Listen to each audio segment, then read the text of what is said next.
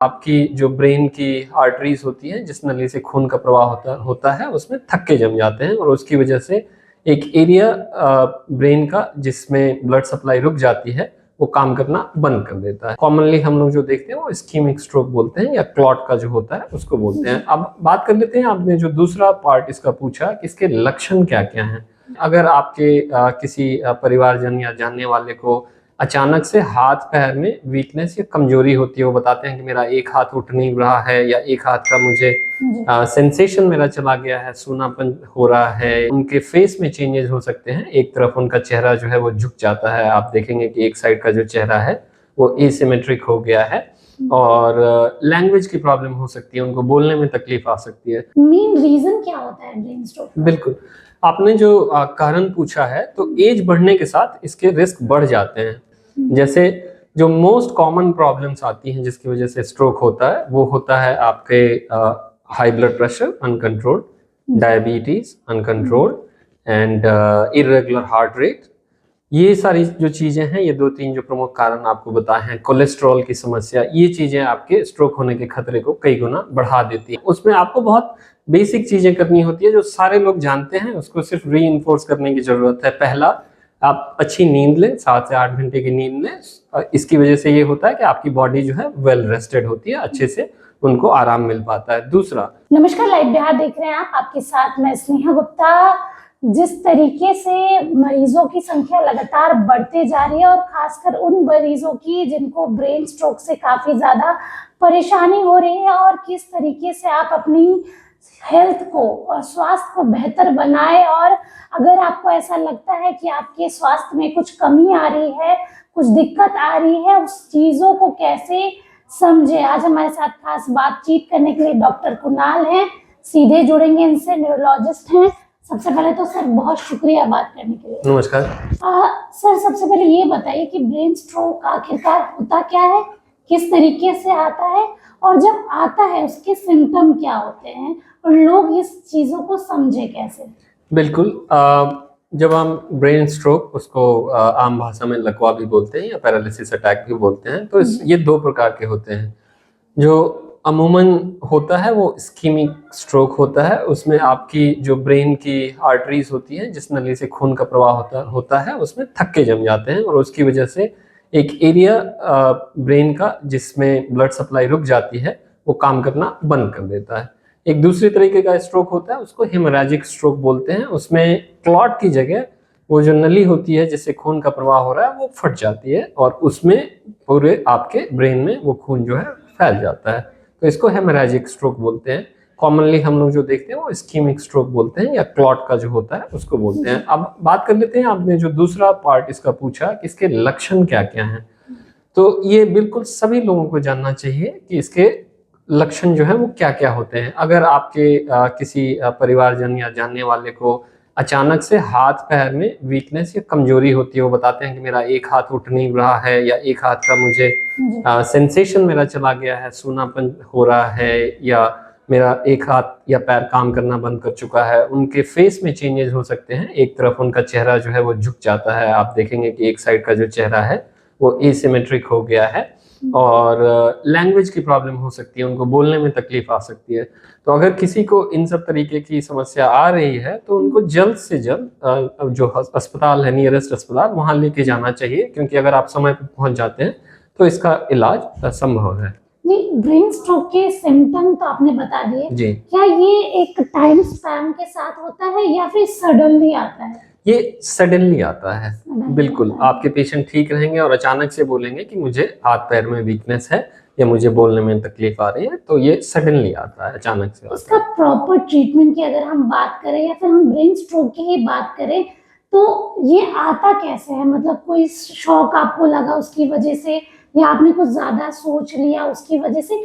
Main reason क्या होता है ब्रेन स्ट्रोक? बिल्कुल, आपने जो कारण पूछा है, तो एज बढ़ने के साथ इसके रिस्क बढ़ जाते हैं, जिसको नॉन मॉडिफाइबल रिस्क फैक्टर्स बोलते हैं। बट कुछ कुछ जो है वो मॉडिफाइबल रिस्क फैक्टर्स हैं। जैसे जो मोस्ट कॉमन प्रॉब्लम्स आती हैं जिसकी वजह से स्ट्रोक होता है, वो होता है आपके high blood pressure uncontrolled, diabetes uncontrolled and irregular heart rate.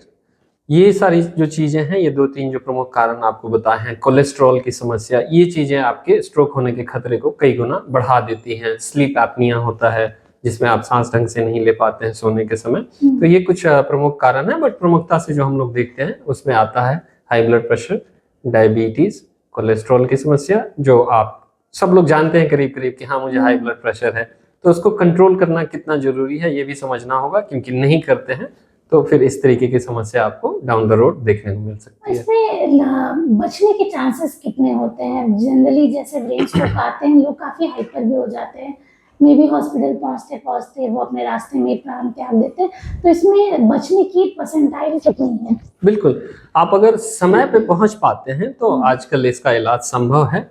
आप 4.5 घंटे के अंदर आप पहुंचते हैं तो एक क्लॉट बस्टिंग मेडिकेशन होता है जिसको हम लोग, जिस प्रक्रिया को हम लोग थ्रोम्बोलाइसिस करते हैं, उस मेडिकेशन को देने के बाद वो क्या करता है कि आपके जो क्लॉट बने हैं आर्टरीज में उसको वो डिसॉल्व करता है। लेकिन अगर आप 4.5 घंटे के बाद आते हैं तो फिर उस दवा का असर उतना नहीं रह जाता है, क्योंकि आपकी जो ब्रेन सेल्स हैं वो ऑलरेडी डेड हो चुके होते हैं। आप ये समझ लें कि 1 मिनट में 1.9 मिलियन सेल्स जो हैं वो मर जाते हैं। तो ब्रेन की कोशिकाएं काफी हद तक, आप 4.5 घंटे के बाद देंगे भी वो दवा तो काम नहीं करेगी, क्योंकि काफी हद तक वो कोशिकाएं जो है वो मर चुकी होती हैं। तो समय का जो है बहुत इंपॉर्टेंट रोल है यहाँ।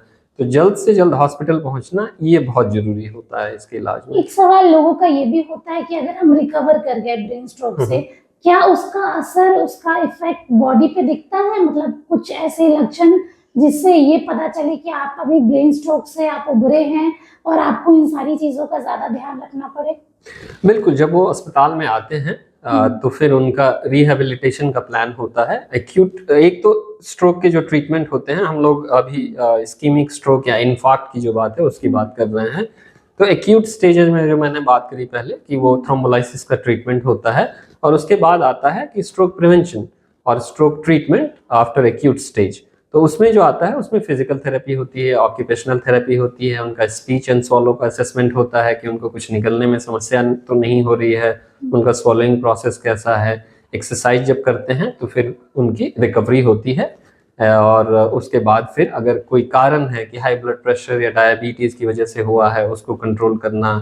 अगर किसी को एट्रियल फिब्रिलेशन है तो एट्रियल फिब्रिलेशन के लिए खून पतला करने की जो दवा होती है वो देना। स्लीप एपनिया है तो स्लीप एपनिया का ट्रीटमेंट करना। तो बेसिकली उसके कारणों का पता लगाया जाता है और उसके उपचार की व्यवस्था की जाती है। डॉक्टर कुणाल, सबसे महत्वपूर्ण बात है कि आजकल हमारी लाइफस्टाइल काफी बिजी हो चुकी है, खान पान भी हम वैसे नहीं खाते जैसा खाना चाहिए, तो आप उन लोगों को क्या कहना चाहेंगे और उन मतलब सजेस्ट क्या करना चाहेंगे कि किस तरीके की लाइफस्टाइल वो मेंटेन करें कि ऐसी बीमारियों से, ऐसे स्ट्रोक से, क्योंकि कहीं ना कहीं हमारी बॉडी एक तरीके से फंक्शन करती है, कुछ एक चीज, कोई एक सिस्टम खराब होता है तो पूरी बॉडी पे इफेक्ट होता है, तो क्या मेन चीज है जिसका ध्यान रखना बहुत जरूरी है? बिल्कुल, ये आपने बहुत अच्छा सवाल पूछा, और हम हमेशा अपने पेशेंट्स को ये बोलते हैं कि आपके जो जीवन है, दिनचर्या है, उसमें आपको हर चीज को इम्पोर्टेंस देना है। आपका काम है, आपका परिवार है, उसमें आप आते हैं, तो अगर आप अपना ख्याल रखेंगे तो आप इन सब चीजों को बहुत अच्छे ढंग से कर सकते हैं। उसमें आपको बहुत बेसिक चीजें करनी होती है जो सारे लोग जानते हैं, उसको सिर्फ री-इन्फोर्स करने की जरूरत है। पहला, आप अच्छी नींद लें, 7 से 8 घंटे की नींद लें। इसकी वजह से ये होता है कि आपकी बॉडी जो है वेल रेस्टेड होती है, अच्छे से उनको आराम मिल पाता है। दूसरा, एक्सरसाइज करें।